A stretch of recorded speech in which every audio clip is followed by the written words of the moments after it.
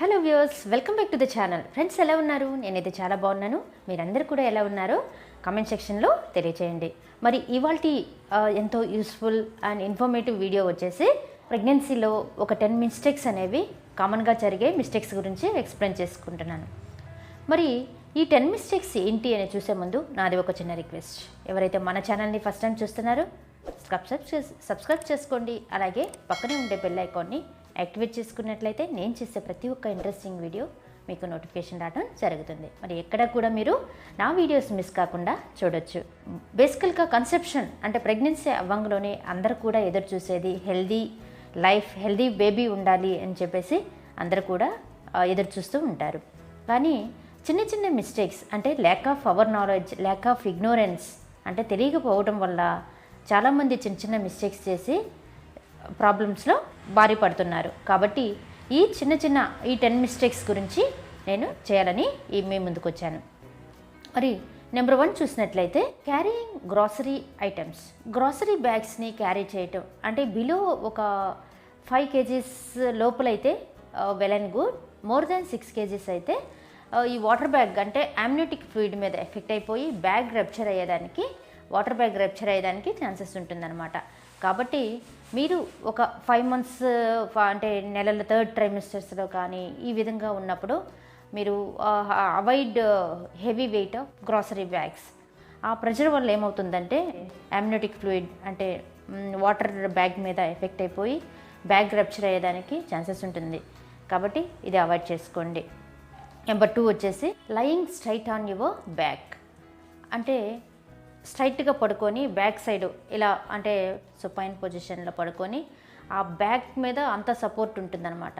So ఇలా ఉండటం వలన ఆల్ ఆర్గాన్స్, లంగ్స్ మీద కానీ హార్ట్కి కానీ ప్రెషర్ అయిపోయి ప్రాబ్లమ్స్ రావటం జరుగుతుంది. కాబట్టి మీరు డాక్టర్స్ బేసికల్గా గైనకాలజిస్ట్ ఏం అడ్వైస్ చేస్తుంటారంటే లెఫ్ట్ లాటరల్ పొజిషన్లో కానీ లెఫ్ట్ సైడ్ పొజిషన్లో పెట్టుకొని కాళ్ళ కింద పిల్లోస్ పెట్టుకొని positions every second hourly position change చేస్తూ ఉండొచ్చు. ఐదర్ లెఫ్ట్ సైడ్ కావచ్చు, రైట్ సైడ్ కావచ్చు.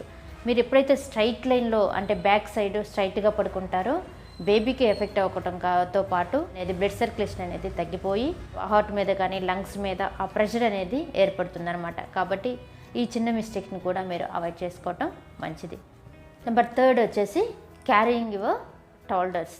మీకు కానీ ఫస్ట్ ఆల్రెడీ ఒక 3 సంవత్సరాల పిల్లోళ్ళు, 2 సంవత్సరాల పిల్లోళ్ళు ఉన్నట్లయితే వాళ్ళని క్యారీ చేయటం, వాళ్ళని ఇలా లిఫ్ట్ చేసి ఎత్తుకోవడం ఇలా చేయకుండా అవాయిడ్ చేసుకోవాలి. ఎందుకంటే మీరు క్యారీ చేసినప్పుడు ఆ ప్రెషర్ అనేది లోపల ఉండే బేబీ మీద అంటే ఆ యొక్క గర్భాశయం మీద పడి రప్చర్ అయ్యేదానికి ఛాన్స్ ఉంటుంది. కాబట్టి మీరు అంతగా ఎత్తుకోవాలనుకుంటే సిట్టింగ్ పొజిషన్స్లో నీ డౌన్ అంటే కూర్చొని వాళ్ళని దగ్గరికి తీసుకోవటం అలా చేయటం మంచిది. కానీ ఇలా వంగి మీ చిల్డ్రన్స్ని లిఫ్ట్ చేయటం మంచిది కాదు. కాబట్టి ఇది కూడా ఒక మిస్టేక్గా భావించవచ్చు.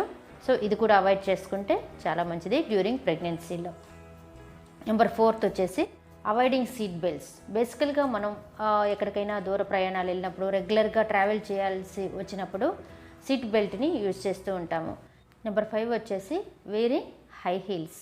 హై హీల్స్ యూజ్ చేయటం వలన ఆ ప్రెషర్ అనేది బేబీ యొక్క గర్భాశయం మీద పడుతుందన్నమాట.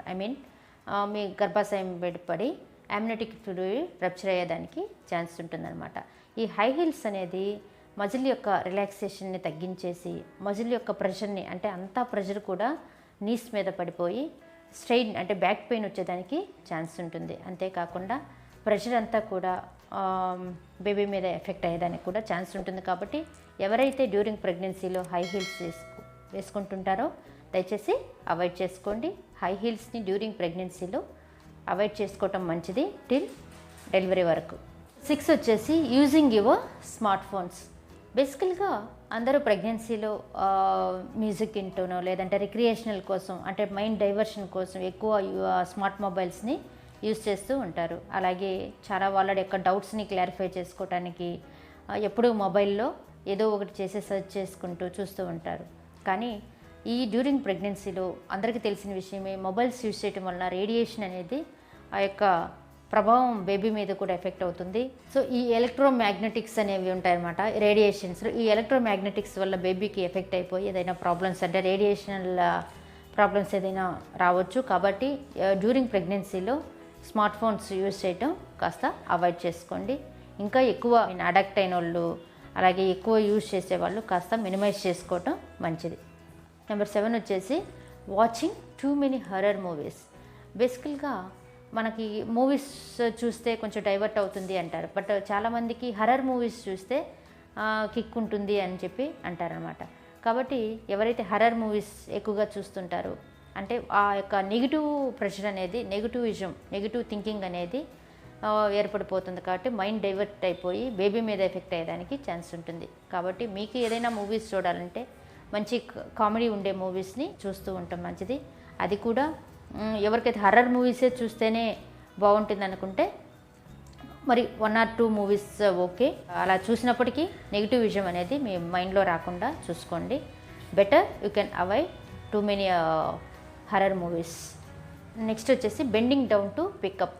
అంటే గబక్కన ఏదైనా వస్తువు, మనం ఏదైనా ఇంట్లో పనిచేసినప్పుడు ఏదైనా వస్తువు జారి కింద పడితే టక్ అని చెప్పేసి వంగి ఎత్తుకుంటూ ఉంటాం అనమాట. ఇలా కూడా చేయకూడదు. ఇలా వంగి అన్ఎక్స్పెక్టెడ్గా మీరు వంగినప్పుడు ఏమవుతుందంటే ఆ యొక్క ఫుల్ ప్రెషర్ అనేది వాటర్ బ్యాగ్ మీద పడిపోతుంది. అప్పుడు లీక్ అయ్యేదానికి, అంటే ప్రీమెచ్యూర్ డెలివరీ అయ్యేదానికి ఛాన్సెస్ ఉంటుంది. కాబట్టి ఈ చిన్న థింగ్స్ కూడా మీరు అవాయిడ్ చేసుకోవటం మంచిది. ఓవర్ స్లీపింగ్ అంటే బేసికల్గా ఎవరైతే గైనకాలజిస్టులు బెడ్ రెస్ట్ని ప్రొవైడ్ చేస్తుంటారు కదా చాలామందికి, హై రిస్క్ మదర్స్కి, వాళ్ళు తప్ప మిగతా వాళ్ళు ఏం చేస్తారంటే ఎక్కువగా స్లీప్ చేయటం వలన వాళ్ళలో లెథర్జిక్, అంటే ఒక బాడీ అంతా కూడా వీక్గా లెథర్జిక్గా అయిపోతుంది అనమాట. అంటే లేజీగా అయిపోతుంది. సో మీరు ఎప్పుడైతే లెథర్జిక్గా ఇట్లా టయర్డ్గా ఫ్యాటిగ్గా వచ్చినట్టు అట్లా ఉంటారో, సో బేబీ కూడా యాక్టివ్గా ఉండదన్నమాట. కాబట్టి ఆల్మోస్ట్ మీకు 8 to 9 hours స్లీప్, లేదంటే 7 to 8 hours కూడా మోర్ దాన్ ఎనఫ్గా చెప్పుకోవచ్చు డ్యూరింగ్ ప్రెగ్నెన్సీలో. అంతకంటే ఎక్కువ మీకంటే మీరు ప్రెషర్ చేసుకొని నిద్రపోవాల్సిన అవసరం అయితే లేదు. వీలైనంత వరకు యాక్టివ్గా ఉండటం మంచిది. మీరు ఎంత యాక్టివ్గా ఉంటే బేబీ అంత యాక్టివ్గా ఉంటుంది మదర్ వూమ్లో. అలా కాంట్రాక్షన్స్ కావచ్చు, మూమెంట్స్ కావచ్చు, బేబీ యాక్టివ్నెస్గా ఉండాలంటే మీరు యాక్టివ్గా ఉండాలి. సో నెక్స్ట్ నెంబర్ 10 వచ్చేసి ఎవరికైతే డ్యూరింగ్ ప్రెగ్నెన్సీలో, అంటే ఎవరికైతే హ్యాబిట్ ఆఫ్ స్మోకింగ్, ఆల్కహాల్ ఉంటుందో ప్లీజ్ దయచేసి అవాయిడ్ చేసుకోవచ్చు టిల్ డెలివరీ వరకు. కాబట్టి ఈ 10 టిప్స్ని కూడా మీరు పాటించినట్లయితే, ఈ మిస్టేక్స్ని మీరు కరెక్ట్ చేసుకున్నట్లయితే మీరు మంచి బర్త్ అనేది బేబీకి ఇచ్చిన వాళ్ళు అవుతారు. దయచేసి థ్యాంక్ యూ ఫ్రెండ్స్. ఈ వీడియో కానీ మీకు నచ్చినట్లయితే లైక్ చేయండి, షేర్ చేయండి, సబ్స్క్రైబ్ చేయడం మాత్రం మర్చిపోకండి. Thank you for watching this video.